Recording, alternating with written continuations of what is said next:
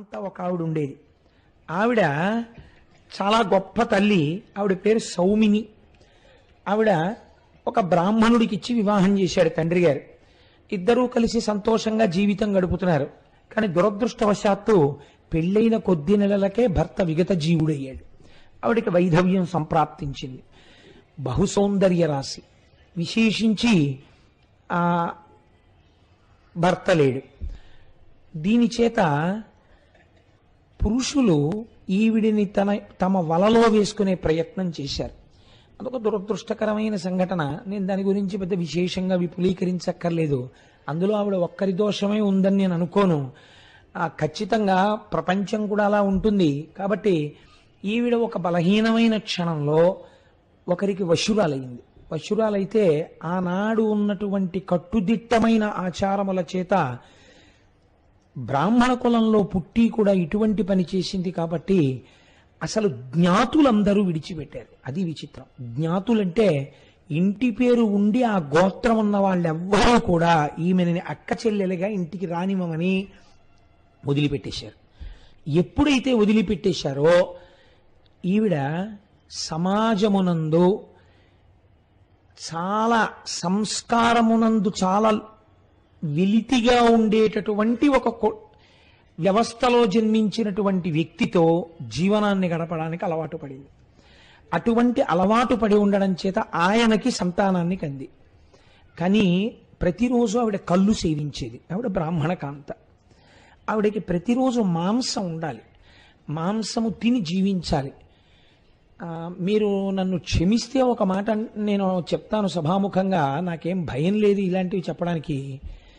చెడిపోయిన బ్రాహ్మణుడు ప్రవర్తించేంత వ్యగ్రంగా ఎవరూ ప్రవర్తించలేరండి. నేను ఎన్నో చూశాను సమాజంలో సంఘటనలు. అసలు నిజంగా అలా ఉండడానికి సహజమండే అని మీరు అనుకునే వాళ్ళకన్నా దారుణంగా ఉంటాడు భ్రష్టుడైన బ్రాహ్మణుడు సమాజంలో.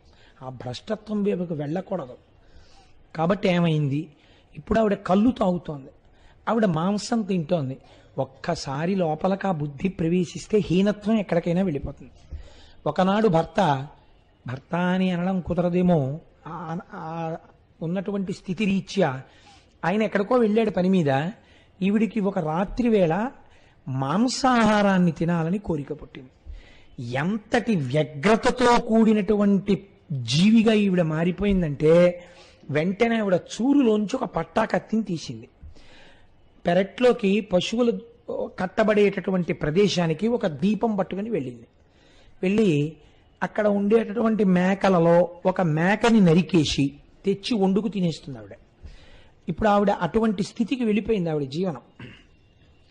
వెళ్ళిపోయి ఆవిడ కత్తి పట్టుకుని వెళ్ళి చాలా కళ్ళు తాగి ఉంది, అపభ్రంశమైన మనస్సుతో ఉంది. ఆ వ్యగ్రతలో ఆవిడకి సరిగ్గా ప్రాణుల యొక్క గుర్తింపు కలగలేదు. చేతిలో ఉన్న దీపం కొట్టుమిట్టాడుతోంది. నల్లని మేక అనుకుని ఒక నల్లని ఆవు దూడని నరికేసింది. నరికేసి ఆ ఆవు దూడని ఇంట్లోకి తీసుకొచ్చింది. చచ్చిపోయిన ఆవు దూడని నెత్తురు కారుతుండగా తెచ్చి ఆ కత్తితో తోలు తీసేసి మాంసాన్ని పచనం చేసుకోవడానికని దీపం దగ్గర పెట్టుకుంది. దగ్గర పట్టుకున్న తర్వాత చూస్తే ముఖం వంక చూసింది ఆవు దూడ. అప్రయత్నంగా ఆవిడ నోటి వెంట ఒక మాట వచ్చింది, శివ శివ అని. అంతే. అంటే ఎక్కడో సంస్కార బలం దాగి ఉంది. ఒకప్పటి సంస్కారం ఒక్కసారి పైకి లేచింది. అబ్బబ్బబ్బా, ఆవు దూడని చంపేశాను అనుకుంది. శివ శివ అంది. అంతే. కానీ ఆవిడ వెనకంజ వేయలేదు. కళ్ళు తాగి ఉంది. ఉత్తరక్షణం పోయింది ఆ సంస్కారం. కొన్ని పదార్థాలను అందుకే సేవించవద్దని చెప్తారు. ఒక కొత్త సంస్కారం ప్రారంభమవుతుంది మనిషిలోంచి, వ్యగ్రతతో కూడిన సంస్కారం. దాన్ని మీరు స్థిరపరచుకోకూడదు. ఈశ్వరుడు మీకు ఇచ్చిన దాంతో ఉన్నతి వైపుకి వెళ్ళాలి. కానీ పతనావస్థ వైపు వెళ్ళే పదార్థం తీసుకోవడం ఏమిటండి, పాడు చేసుకోవడం ఏమిటి? కాబట్టి ఒక స్త్రీ హద్దులు దాటిపోయింది. ఇందులో మీకు ఎన్నో విషయాలు తెలుస్తాయి. ఏ విషయంలో తప్పు జరిగితే భ్రష్టత్వం ఎంత దూరం వెడుతుందో కూడా తెలుస్తుంది. కాబట్టి ఇప్పుడు ఏమైంది, ఆవిడ ఆవుని ముక్కలు చేసేసింది. ఆ పచ్చిమాంసపు ముక్కలు కొన్ని తీసి ఉడికించుకుని తినేసింది. శరీరంలో బలం అంతకాలం ఒకలా ఉండదు కదండి. శరీరం జర్జరీభూతం అయిపోతుంది. ఆవిడ వృద్ధురాలైపోయింది. వృద్ధురాలైపోయి కట్టకడన ప్రాణాన్ని విడిచిపెట్టేసింది. యమభటులు ఆవిడ్ని తీసుకెళ్లారు. ఆవిడ పాపమును పుణ్యమును బేరీజు వేశారు. ఇది విచిత్రం. అక్కడ ఒక తర్కం జరిగింది. సరే, పాపం ఇంతుంది, ఇంత పాపానికి ఏం చేయాలి? దానికి పెద్ద విశేషం ఏం లేదు. ఏదో రకరకాల శిక్షలు, దిక్కుమాలిన శిక్షలు వేసేయచ్చు. దీనికి ఏం చెయ్యాలి? శివశివ అన్న మాటకి ఏమైనా చెయ్యొచ్చా? ఈ శివశివ అని 2 మాటలు మాత్రం అంది. 2 మాటలు శివశివ అన్నందుకు ఈవిడికి ఏ పుణ్యం ఇవ్వవచ్చు అని అడిగారు.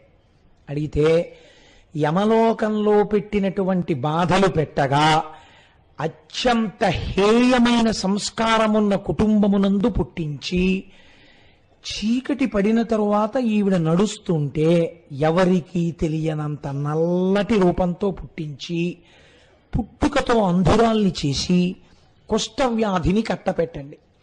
కాబట్టి యవ్వనము వచ్చేటప్పటికీ ఒంట్లోంచి పుళ్ళు పుట్టి చీము నిత్తురు అలా కారిపోతుండాలి. ఎవ్వరూ దగ్గరికి రాకూడదు. పుల్లటి కంపు వస్తూ ఉండాలి శరీరంలోంచి.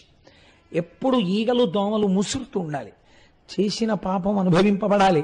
అందుకే కొన్ని ప్రాణులు అలా పుడతాయి లోకంలో. కాబట్టి ఇప్పుడు ఈ పాపం అంతా అనుభవంలోకి వెళ్ళిపోవాలి. శివశివ అన్నందుకు గోకర్ణం మాత్రం చేర్చండి అన్నారు. చూశారా? శాస్త్రమేనండి. మీరు నన్ను ఇక్కడ ఒక ప్రశ్న వేయచ్చు. ఏమండి, శివశివ అంటే గోకర్ణానికి వెళ్ళిపోతారా, అలా ఉంటుందా అని మీరు అనుమానపడచ్చు. నేను ఒక్క మాట చెప్తాను, ఆలోచించండి. మీరు మీ ఆఫీసర్ గారి దగ్గరికి వెళ్ళి మీరు రోజు ఫైల్ పట్టుకెళ్ళినప్పుడు తమరు నిన్న చెప్పింది ఫైల్ రాసేసానండి అంటారు కదా. తమరు అన్న 3 అక్షరాల్ని తీసి ఉరే అని మార్చండి.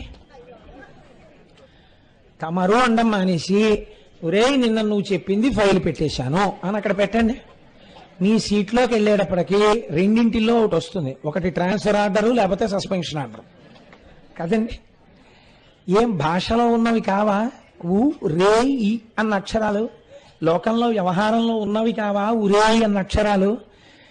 తామరు అన్నవి వ్యవహారంలో ఉన్నవే. అవి శంకరుడి వల్ల వచ్చినవే, ఇవి శంకరుడి వల్ల వచ్చినవే. ఈ 3 అక్షరాలు పక్కన పెడితే ఇంత వ్యగ్రతతో కూడిన ఫలితం ఎందుకు వచ్చింది? ఆ అక్షరములనే మార్చి పక్కన పెడితే ఫలితం అలా వచ్చినప్పుడు, సృష్టిలో శివ అన్న 2 అక్షరాల్ని కలిపి పెట్టినప్పుడు ఈ ఫలితం ఇస్తే మీకేమిటి అభ్యంతరం? తమరు పెడితే మీరు ప్రశాంతంగా ఉన్నారా? ఉరే పెడితే సస్పెన్షన్ వచ్చిందా? ఈ లోకంలోనే వచ్చిందే. మీకన్నా ముందు పుట్టినవాడు అధికారి అయినందుకు మీ మీద అంత అధికారం చెలాయించగలుగుతున్నాడే. సర్వలోకములను సృష్టించినటువంటి పరమేశ్వరుడు ఆయన నామం చెప్పినంత మాత్రం చేత నువ్వు ఈ ఫలితం ఇయ్యి అని అంటే మీరు ఎందుకు అభ్యంతరపడాలి? మీకెందుకు బెంగ ఉండాలి? మీకెందుకు అనుమానం ఉండాలి? ఆ విషయంలో ఒక విషయాన్ని మీరు తెలుసుకోవడం వేరు, తెలుసుకున్న దాన్ని సదాచారములోకి తెచ్చుకోవడం వేరు. దేశము కాలము అని 2 ఉంటాయి. ఇవి కలియడం చాలా కష్టం అండి. దేశం ఉంటుంది, కాలం ఉంటుంది. మీరు చూడండి, దేశము మా ఇంట్లో కూర్చున్న దేశమే, అయ్యప్ప స్వామి గుళ్ళో కూర్చున్న దేశమే. మా ఇంట్లో కూర్చుని శివాష్టోత్తరం చదివాను అనుకోండి, అష్టోత్తరం చదివానంటారు. ఇక్కడికి వచ్చి కూర్చుని నేను అష్టోత్తరం చదివాను అనుకోండి, 108 పక్కన 3 సున్నాలు పెడతారు. అన్నిసార్లు నామని చెప్పినట్టు ఖాతాలో వేస్తారు. ఎందుకు? ఇది ఆలయ ప్రాంగణం. ఇక్కడ ఏది చేసినా సహస్రం కింద లెక్కేస్తారు. అలాగే స్వయంభూయంగా ఉందనుకోండి, అక్కడికి వెళ్ళి ఏది చేసినా అనంతం, దాన్ని మీరు లెక్క పెట్టలేరు ఇంకా శక్తిని. కాబట్టి దేశము కాలము కనుకనే మనం ఏం చేస్తున్నాం? రేపు మహాశివరాత్రి నాడు కేవలం పూజ చేయడం కాదు, పూజ చేసి అందరికీ ఒక 30 నిమిషాలు సమయం ఇచ్చి, ఇదే కదండి మనకంటూ ఏదైనా మిగిలితే ఇదొక్కటే మనకి మిగిలేది. మహాశివరాత్రి నాడు ఆలయ ప్రాంగణంలో పూజాంతర్గతంగా మౌనం వహించి శివనామం 2 పేజీలు రాయండి, 3 పేజీలు రాయండి, మీరు ఏ గతుల్ని పొందుతారు? కనుక అందరం శివకోటి పుస్తకాలు తెచ్చుకుని ఆ రోజున ఒక 30 నిమిషాల సేపు శివనామములను రాస్తాం. ఇది మనం జీవితంలో చెయ్యవలసిన పనులివి. కాబట్టి ఇప్పుడు ఆవిడ్ని ఎక్కడికి తీసుకెళ్లి పుట్టించారు? మరుజన్మలో భయంకరమైనటువంటి సంస్కారం కలిగినటువంటి ఒక కుటుంబమునందు పుట్టుక చేత బొగ్గు వంటి వర్ణంతో, ఆ వర్ణంతో పుడితే వచ్చిన నష్టమేం లేదు, కానీ దానితో పాటు అంధురాలు. ఇది పెద్ద ప్రమాదం. ఏమీ తెలియదు, పుట్టినప్పటి నుంచే ఆవిడ అంధురాలు. దానికి తోడు చాలా చిన్న వయస్సులో ఆవిడ్ని కుష్ఠవ్యాధి పట్టుకుంది. ఒళ్ళంతా పాకేసింది. ప్రాణం పోతుందా? పోలేదు. ఇదండి అసలు మీకు ప్రపంచంలో ఈశ్వరుడు వేసేటటువంటి శిక్ష ఎప్పుడు కనపడుతుందో తెలుసా అండి? అన్నీ తెలిసి ఉన్నవాడికి అమావాస్య మరణం, ఏమీ తెలియని వాడికి ఏకాదశి మరణం అని అందుకే వచ్చింది సామెత. ఈశ్వరుడు వ్యాధితో పాటు దీర్ఘజీవనాన్ని కూడా ఇచ్చేస్తే ఇంకా నరకం ఎక్కడో ఉండదు. చాలండి, అప్పుడు తెలుస్తుంది అనుభవం అంటే ఏమిటో. అప్పుడు తెలుస్తుంది శివనామం రాయకపోవడం ఏమిటో. అప్పుడు తెలుస్తుంది భగవత్కథ వినకపోవడం అంటే ఏమిటో. అప్పుడు తెలుస్తుంది ఒక దేవాలయానికి వెళ్ళకపోవడం అంటే ఏమిటో. ఎవరు ఉద్ధారకులు అనుకున్నామో వాళ్ళు ఈ మధ్య కాలంలో రిపీటెడ్గా పేపర్స్లో వస్తుంటే అసలు ఈ సంస్కారం ఎటు వెళ్ళిపోతోంది అనిపిస్తోంది. ఇంకా ఈవిడ ఎక్కువ కాలం బతకదని హాస్పిటల్లో డిశ్చార్జ్ చేసేస్తే, నేను ఒక వారం క్రితం పేపర్లో చదివాను, తీసుకొచ్చి ఆవిడికి అంత్యేష్టి సంస్కారం చేసేశారు. తీసుకొచ్చి ఆవిడ్ని పాతి పెట్టేయడానికి గొయ్యి తవ్వేసి ఆవిడ్ని అందులో పెట్టేసి పూర్తి చేయపోయారు. ఒక పేపర్లో వచ్చిందండి, నేను అబద్ధం ఆడలేదు. పూర్తి చేయబోతుంటే పక్కన ఇంకో శవాన్ని పాతి పెట్టడానికి వచ్చిన వాళ్ళు చూశారు. చూసి అదేటాడు మూలుగుతోంది, కొంచెం ఊపిరుంది, అదేమిటి పాతి పెట్టేస్తున్నారన్నారు. హాస్పిటల్ వాళ్ళు ఇంకొండదు, తీసుకెళ్ళిపోమన్నారండి.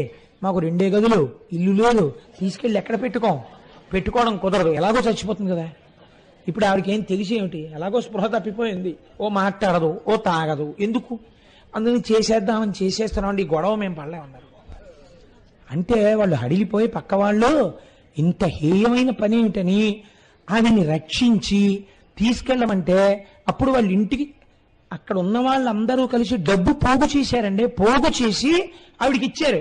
ఇచ్చి అమ్మ మీ ఇంటికి తీసుకెళ్ళండి, చచ్చిపోయే వరకు ఉంచుకోండి అంటే చచ్చిపోయాక తీసుకొచ్చి సమాధి చేశారు. వేరే విషయం అనుకోండి. అంటే ఎటు వెళ్ళిపోతోంది సమాజం మీరు ఆలోచించండి. ఏమిటి ఇది ఇవాళ ఉన్నట్టు ఉంటుంది అనుకుంటున్నారా? నేను మొన్న పేపర్లో చదివి ఆశ్చర్యపోయాను. ఈ తూర్పుగోదావరి జిల్లాలో కచేరీలు చేస్తే ఒక మహాతల్లి వెంట సంగీత విద్వాంసులు పరిగెడుతుండేవారట. ఎన్ని సభలలో ఆవిడ సన్మానాలు పొందారో అట. మంత్రులు, ఐఏఎస్లు, ఐపీఎస్లు ఆవిడ కచేరీలు పెట్టించేవారట. అంత సంపన్నురాలు, అంతటి సంగీత విదుషీమని, ఎంఏ ఇంగ్లీష్ చదువుకున్నారట. ఆవిడ ఇవాల్టి రోజున హైదరాబాద్లో, నేను ఆ వెన్యూ మర్చిపోయాను, మీకు గుర్తుందమ్మా, చిక్కడపల్లిలో ఆవిడ ఒక రాత్రి వేళ తన పవిట కొంగు పరుచుకుని ఆవిడ పడుకుని ముష్టెత్తుకుని జీవిస్తోందట. ఆవిడ ఒక పెట్టుకుని ప్రెస్ వాళ్ళు ఇంటర్వ్యూ చేశారు ఆవిడ్ని, తెలుసా అండి? ఫారిన్ బేస్డ్ అసోసియేషన్స్ ఆవిడకి ఆశ్రయం ఇచ్చాయి. ఇవాళ పురాణాలు ఉత్తినే వచ్చాయని మీరు అనుకోకండి. పురాణ కథలో ఉత్తినే రాలేదు. మీ వెనకనున్నవన్నీ మీ సొమ్ముని చూసి ఉన్నవి. మీతో ఉండేది ఈశ్వరుడు ఒక్కడే. వాడొక్కడే మీకు రక్షకుడు. ఎవ్వరూ రక్షించలేని బలహీనమైన క్షణంలో మీకు రక్షణ ప్రసరిస్తే వాడి వల్లే. నేను పరమ ధైర్యంతో పునః నాకు ఈశ్వరుడిచ్చిన అనుభవంతో నేను మీకు ఈ మాట చెప్తున్నాను. బాగా జ్ఞాపకం పెట్టుకోండి. కాబట్టి ఈశ్వరుడు యందు భక్తితో ఉండి తీరవలే. తెలిసి తెలియక చేసిన పాపకర్మని ధ్వంసం చేసుకునే ప్రయత్నం చేస్తూ ఉండాలి.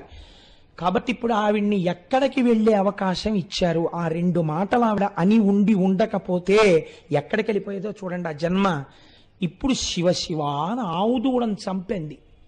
ఇప్పుడు ఆవిడ్ని గోకర్ణం వెళ్లే ఏర్పాటు ఇచ్చారు. ఎలా పెడుతుంది గోకర్ణం? అందరూ వదిలిపెట్టేశారు. అసలే అంధురాలు, కుష్ఠరోగి, వదిలిపెట్టేస్తే ఆవిడ అలా నిలబడితే ముష్టి వేయడానికి దగ్గరికి వెళ్ళడానికి భయపడేవారు. ఒళ్ళంతా పుళ్ళు, చీము, నెత్తురు, పురుగులు కారుతూ ఉండేవి ఒంట్లోంచి. ఒకసారి వ్యాధి సంక్రమించాక పాప ఫలితంగా పాపం చేసేయడం తేలికండే. అనుభవంలోకి వ్యాధి రూపంగానో ఇంకో రూపంగానో వచ్చాక ఎవడు పంచుకునేవాడు? ఎవడు పంచుకోడు. ఎవడు చేశాడో వాడు అనుభవించవలసిందే. కాబట్టి ఏమైంది? ఇప్పుడు ఆవిడ ఏడుస్తూ ఎవరైనా అన్నం పెట్టేవాళ్ళు ఉన్నారా అని ఏడుస్తోంది. ఆ సమయంలో మహాశివరాత్రి నాడు గోకర్ణ క్షేత్రాన్ని చేరుకుని పూజ చేసుకోవాలని పాదయాత్రగా వెళ్ళిపోతున్నారు కొంతమంది. మేము మొన్న దక్షారామం వెళ్ళిపోయినట్టు. నాకు ఆ పాదయాత్రలు అంటే అదో సంతోషం. పూర్వం ఒక్కడనే వెళ్ళిపోయేవాడిని, ఈ మధ్య చాలా మందితో కలిసి వెళ్తున్నాను, అంతే తేడా. కాబట్టి వెనక చాలా మంది కలిసి పాదయాత్ర చేస్తున్నారు. అప్పుడు వాహనాలు లేవు కదండి. అందుకని అందరూ వెళ్ళేటప్పుడు ఉత్తినే ఈ ఊరేంటండి, ఆ ఊరేంటండి, లేకపోతే వెళుతూ కూడా మళ్ళీ ఆఫీస్ గురించో, వెళుతూ కూడా మళ్ళీ ఏదో దిక్కుమాల సబ్జెక్టో ఎత్తుకోకూడదు. భగవత్ సంబంధంగా మాట్లాడుకుంటూ వెళ్ళాలి చక్కగానే. కాబట్టి వాళ్ళందరూ జయ జయ శంకర హర హర శంకర అని నిన్న మీ అందరూ చూడండి సుబ్రహ్మణ్యం సుబ్రహ్మణ్యం షణ్ముఖనాథ సుబ్రహ్మణ్యం అంటూ వెళ్ళారు. అలా వాళ్ళు చక్కగా నామం చేసుకుంటూ వెళ్ళిపోతున్నారు. వెళ్ళిపోతుంటే ఈవిడేం చేసింది, ఇక్కడ ఉంటే ఎలాగో పెట్టేవాళ్ళు లేడు, వీళ్ళందరూ వెళ్తున్నారు కదా బాటసారులు కనుక వెళ్ళేటప్పుడు వీళ్ళు అన్నాలు కట్టుకుని వెళ్తారు. ఈ నామం వినపడుతుంటే మనం కూడా అలా అంటూ వీళ్ళ వెనకాల వెళ్ళిపోతే వీళ్ళు భక్తి తత్పరులు కాబట్టి నన్ను తోసేయరు, చీ అని విసిరేయరు. కాబట్టి వీళ్ళ వెనకాల వెళ్ళిపోతాం. నామం ఆగిపోతుంది, కళ్ళు కనపడవు కదా ఆవిడికి.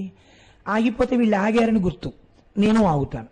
మళ్ళీ వీళ్ళు కదిలితే నామం చెప్తారు, వీళ్ళతో పెడతాను. వీళ్ళు ఎందుకు ఆగుతారు, అన్నమో ఏదో తింటారు. ఇంతమంది భాగవతులు కాబట్టి ఇంత హీన రూపంతో ఉన్న నన్ను వదలరు, కొంచెం పెడతారు. ఇంతే ఆవిడ ప్రేమ. ఆవిడికి గోకర్ణం పెడదామని తెలియదు, వాళ్ళు గోకర్ణం పెడుతున్నారని తెలియదు కాబట్టి వెంటబడింది. ఏదో పెడుతున్నారు. చివరికి మహాశివరాత్రి నాడు వీళ్ళందరూ గోకర్ణం వెళ్ళిపోయారు. అప్పటి వరకు అంటూ పెడతారు కానండి, గోకర్ణం వెళ్ళిపోయిన తర్వాత ఎందుకు పెడతారు?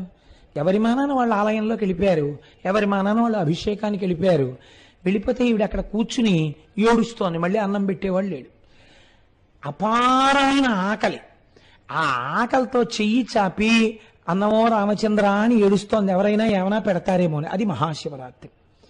మహాశివరాత్రి నాడు ఎవరు ఏవి పట్టుకెడుతున్నా ఈశ్వరార్చనకు పట్టుకెడతారు కానీ తము తినడానికి లోపలికేం పట్టుకెళ్ళరు కదా. కాబట్టి ఇప్పుడు ఒక ఆయన వెళ్ళిపోతూ వెళ్ళిపోతూ చాలా జాలేసింది చూస్తే. ఆయన బుట్ట నిండా మారేడు పత్రుంది, దానికి కోటిలింగాల క్షేత్రం అని పేరు. ఎటు చూసినా శివలింగాలు. ఇట గోకర్ణంలో ఒకప్పుడు కృతయుగం నుంచి ఉంది ఆ క్షేత్రం. కాబట్టి ఆవిడ చేతిలో పోన్లే ఇంత హీనమైన స్థితిలో ఉంది, ఇంత హీనమైన స్థితిలో ఉంది కాబట్టి కనీసంలో కనీసం ఈ మారేడు పత్రితో పోని పూజ చేసుకుంటుందేమో, ఏదో శివలింగం మీద వేస్తుందేమో, ఈ పాపం ఇక్కడితో ఈవిడిది అంతరించిపోతుంది అని పాపం ఆయన ఆ కోణంలో ఆలోచించి ఆవిడ చేతిలో లేత బిల్వదళాలు ఓ 2-3 పెట్టాడు. పెడితే చేతిలో ఏదో పడింది. ఇప్పుడు ఈవిడ ఆర్తి ఏమిటి, తినాలి. ఈవిడ ఏం చేసింది, తిందామని ఆకులు తెలుస్తున్నాయి చేతికి. ఏం ఆకులు ఇవి, పచనం చేయబడి లేవు అని అని వాసన చూసింది. మారేడు దళాలు. ఆవిడికి ఎక్కడ లేని కోపం వచ్చింది. మారేడు దళం తినడానికి పనికిరాదు కదండి. మారేడు దళాలు పెట్టాడు దిక్కుమాలినాడు. ఎందుకు ఈ మారేడు దళాలు, ఎవడకు కావాలి, నేనేం పూజ చేస్తానేంటి, ఎందుకు నాకు అని కోపం ఎంత వచ్చిందో. కోపం వచ్చినప్పుడే శరీరంలో ఆవేశం ఎక్కువ ఉంటుంది, ఆయాసం. అందుకని విసిరి కొట్టింది. విసిరి కొడితే అన్ని శివలింగాలే. ఆ చేతిలో ఉన్న 3 మారేడు దళాలు వెళ్ళి మహాశివరాత్రి నాడు గోకర్ణ శివలింగం మీద పడ్డాయి. తెలిసి విసిరిందా తెలియక విసిరిందా ఈశ్వరుడికి అనవసరం. పడ్డాయా లేదా మహాశివరాత్రి నాడు? కడుపుకి ఏమైనా తిందా, తినలేదు. కళ్ళుండొచ్చిందా, కళ్ళు లేక వచ్చింది. అన్నం కోసం వచ్చిందా, ఎందుకు వచ్చింది, ఈశ్వరుడికి అనవసరం. చేరింది, తన క్షేత్రం చేరింది. వచ్చింది మహాశివరాత్రి నాడే అన్నం లేకుండా ఉండిపోయింది. మారేడు దళాలని కోపంతో విసిరిందా, ఇంకోలా విసిరిందా, తన మీదకి మారేడు దళాలు వేసింది. ఆ రాత్రంతా ఏడ్చింది. ఎవ్వరూ దగ్గరికి వెళ్ళలేదు. మరునాడు ఉదయం ఇక్కడేం దొరకట్లేదని తడువుకుంటూ వెళ్ళబోతూ ప్రాణాలు నిలబడక ఆ రోజు రాత్రంతా ఆహారం కోసమని చెప్పి అరుస్తూ జాగరణ చేసి ఆ 3 మారేడు దళాలు వేసిన తర్వాత నీటి చుక్క ముట్టుకోకుండా ఆ గుడి ప్రాంగణమును దాటుతూ అక్కడే పడి శరీరాన్ని వదిలిపెట్టేసింది. ఆవిడికి ఈశ్వరుడు మోక్షం ఇచ్చేశాడు. ఎందుకు ఇచ్చేశాడు అంటే గోకర్ణ క్షేత్రమునందు పూజ అంత గొప్పది. ఒక్కొక్క క్షేత్రమునందు ఒక్కొక్క పూజ ఉంటుందండి. ఎందుకని అంటే గోకర్ణమునందున్నటువంటి ఈశ్వరుడి పేరు మహాబలేశ్వరుడు.